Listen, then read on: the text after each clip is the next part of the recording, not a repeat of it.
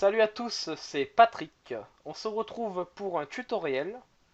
Je vais vous apprendre à faire un effet d'occlusion ambiante sur Premiere, Adobe Premiere Pro.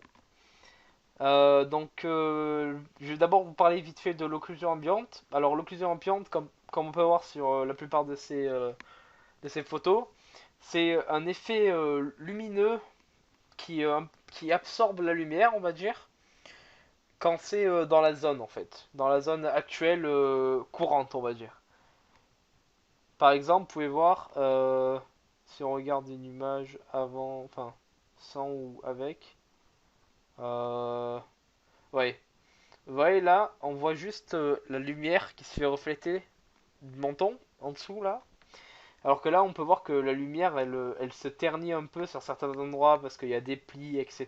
Et c'est ambiant, on va dire, quoi. Donc voilà, je vais vous apprendre à faire cet effet-là sur Adobe Premiere.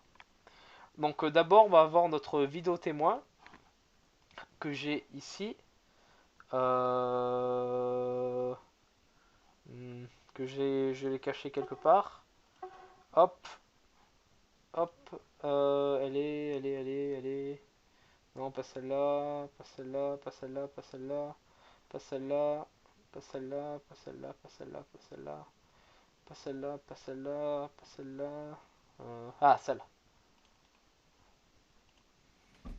Voilà. Alors voici notre vidéo témoin.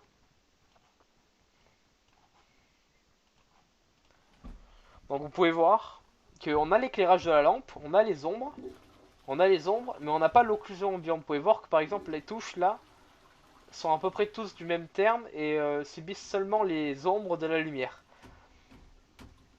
On peut aussi voir par exemple les doigts, les plis des doigts qui ne se voient pas trop à cause de la lumière qui éclaire comme ça. On peut voir qu'il manque vraiment de l'occlusion ambiante. Alors comment faire pour régler ça? Je vais vous l'apprendre en ce tutoriel. Alors d'abord on ouvre notre projet, un nouveau projet. On rajoute notre vidéo à la timeline qui est ici. Alors petit tip, si vous voulez faire comme moi, par exemple, moi je vais faire une vidéo 720p. Et la vidéo que j'ai filmée là n'est que en 40p par exemple. Vous faites clic droit, ajuster à la taille de l'image. Et là, poum, ça s'ajuste très bien. Alors, après on veut pouvoir modifier des choses sur cette vidéo là. Alors, là ici on a notre truc pour modifier. Et là vous allez dans effets et vous pouvez trouver dans effets vidéo correction colorimétrique. Donc ça c'est la première étape. Non, non c'est pas la première étape, c'est pas vrai. La première étape c'est le bruit et le grain. Excusez-moi, pardon, j'ai un peu tendance à... C'est mon premier tutoriel, donc voilà.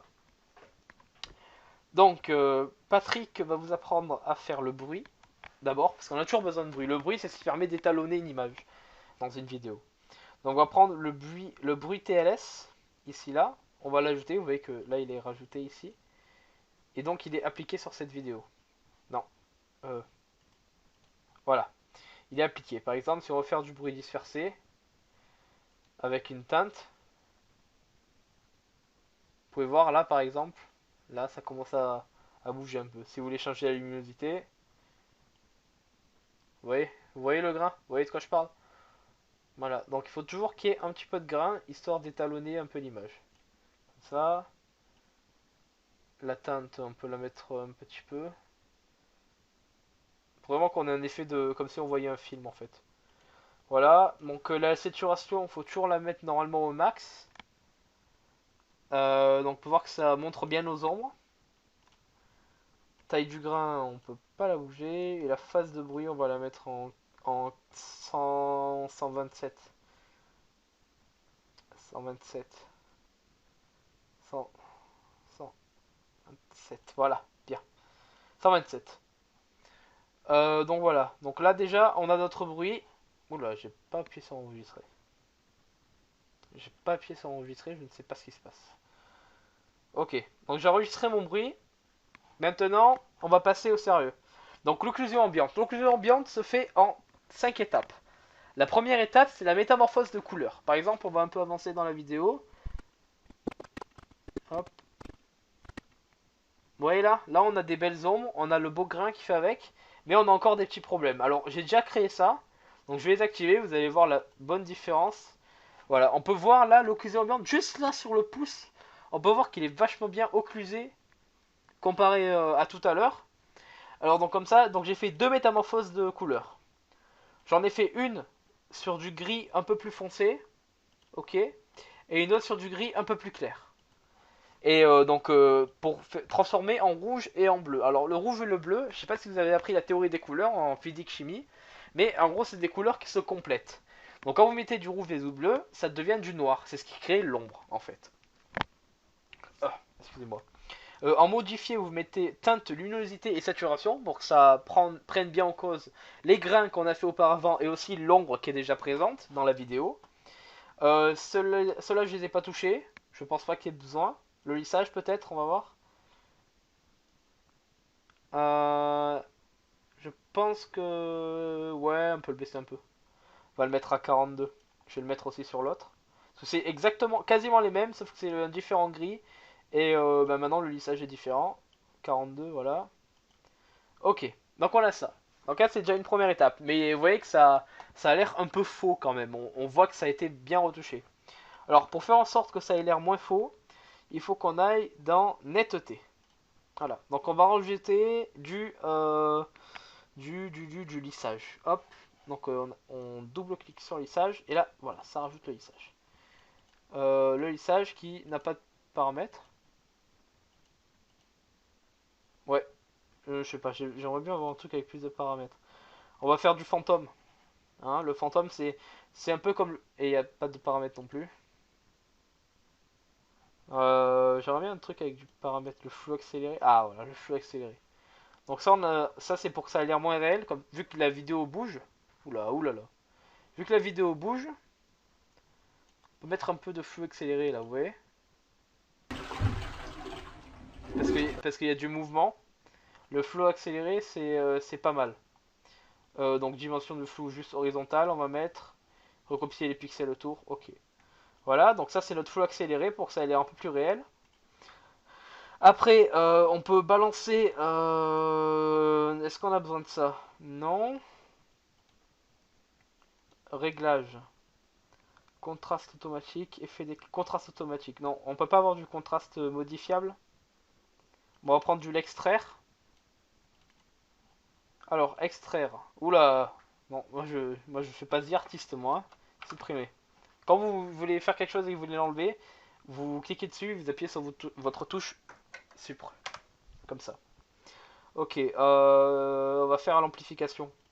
Voilà, alors l'amplification, c'est pour rendre votre truc un peu plus coloré et toujours en restant dans le réel en fait. Donc vous pouvez voir qu'on peut bouger la luminosité. On va la mettre un petit peu plus haut. Le contraste, on peut le bouger aussi, ça c'est intéressant le contraste. Le contraste, c'est toujours quelque chose qui fait revivre, mais il faut pas l'utiliser trop parce que sinon, on risque vraiment de d'un peu craquer le système, quoi. Vous voyez ce que je veux dire? Voilà. Donc ça, c'est pour changer nos couleurs, mais ça se compare toujours. Et la saturation, donc toujours comme j'ai dit, au maximum. Sinon, c'est pas toujours vraiment, quoi. Et pourcentage de fractionnement, ben, on va le mettre à 58%. Fractionner l'écran, pourquoi pas. Voilà. Euh, hmm. Donc on a notre amplification. Donc, alors, on a une, deux, trois. Donc cela c'est troisième étape, quatrième étape. Et donc la dernière étape maintenant, c'est l'effet d'éclairage. Voilà. Alors en gros, vous pouvez choisir plusieurs trucs. La directionnelle. Hop. On va la mettre, donc la couleur complémentaire, le vert. En ce cas-là. Oula, c'est un peu trop. On va mettre du bleu comme ça là. Voilà. Donc là, ça donne un effet un peu comme si on était dans un jour de pluie en fait. On va laisser ça. Intensité de la lumière, on va un peu baisser. L'angle, on va un peu baisser. Ouais, voilà, je crois que c'est pas mal. Les autres lumières, je sais pas. Voilà. Je pense qu'on a terminé. Donc voilà, on a notre vidéo en occlusion ambiante. Maintenant, on peut un peu s'amuser un peu vite fait en rajoutant par exemple une transition d'entrée et de sortie. Alors, ça je vais vous montrer aussi. Ouh là là, c'est un double tutoriel. Regardez, on met un store vénitien, on met un volet radical. Voilà. Voilà, et c'est ainsi qu'on a nos transitions. Donc voilà, on a fini notre occlusion ambiante. Je suis assez fier du résultat. Merci à tous d'avoir regardé ce tutoriel. Si vous voulez plus de tutoriels, n'hésitez pas à poster dans les commentaires sur quoi vous voulez un tutoriel. Sur ce, je vais vous laisser. C'était Patrick au montage pour vous servir, les amis. Allez, à plus tard et n'oubliez pas de baisser la luminosité si jamais vous voulez pas avoir trop mal aux yeux.